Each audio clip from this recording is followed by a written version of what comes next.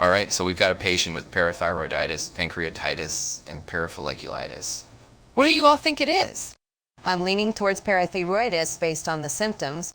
I agree with Leslie. The severity of their condition fits that diagnosis. But what about pancreatitis?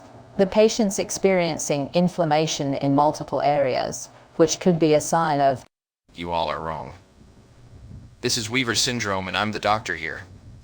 Now get ready for some lipotuck surgery. It's risky but necessary. And dangerous, Dr. Hawks. We need to consider the patient's well-being as well. The risks of the procedure outweigh the benefits if we're not certain about the diagnosis.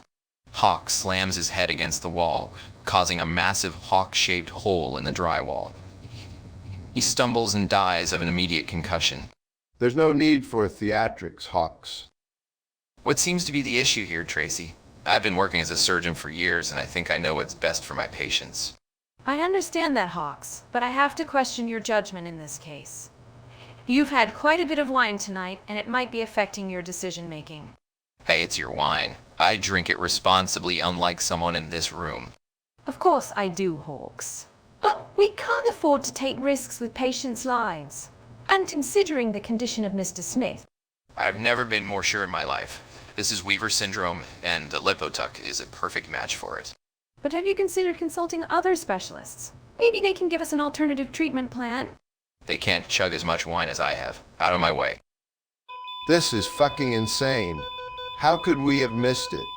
Dude, I know this feels like a shitstorm right now, but let's just take a step back and analyze the situation.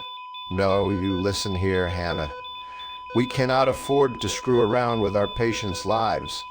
Dr. Hawks pushed us into this, and now look what it got us into. I know this isn't easy for any of us, but we need to stay focused on the patient right now. Stay focused. You're damn right we should stay focused. But let's focus on figuring out what we can do for this poor bastard before he croaks. I'm out of ideas. Good luck, sister. You incompetent fools. Did you really think Weaver syndrome was a valid diagnosis? And lipotuck of all treatments to administer? You almost killed that patient. But, Dr. Hawks, we were following your orders. You're always telling us to be confident in your decisions. We did the best we could with the information available to us. We're not infallible. Even doctors make mistakes sometimes. Mistakes. I should have known as much when I hired you. You all have no clue what you're doing. You've been drinking wine since the ass crack of dawn. What example is that supposed to set for the rest of us? Up your game. I'm off to lunch. Well, Johnson, it seems your oncology department is doing well. Thanks, Hawks. I've been working with some great patients lately. How's that puzzling medical case of yours? Still a mystery. I think I finally figured it out, though. It's the unusual combination of these rare viruses and bacteria causing this unprecedented anomaly in his body. That sounds like something I would have heard on Ghost Adventures. Did you contact the Travel Channel? No, because they don't even travel anymore. We'll have to fight these demons ourselves. Well, I may not have been wearing the proper gear, but I do have a new diagnosis to share with you all. Hawks, turn around, get the proper gear, then tell us what you pulled out of your ass. I agree with Leslie. You need to follow protocol, especially when dealing with patients. Yeah, it's important to prioritize the well-being of our patients and the staff.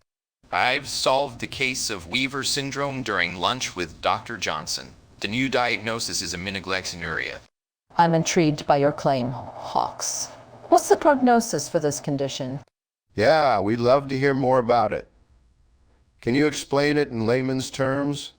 You'll just have to trust me on this one, guys. Aminoglycinuria is a rare condition that can cause severe complications if not treated properly. Are you done drinking yet? We have dinner tonight. How else do you expect me to pregame? It's supposed to be a banquet with the new hospital board of directors. They drink wine every Sunday. What's the difference if I do it on a Tuesday? About 20 glasses.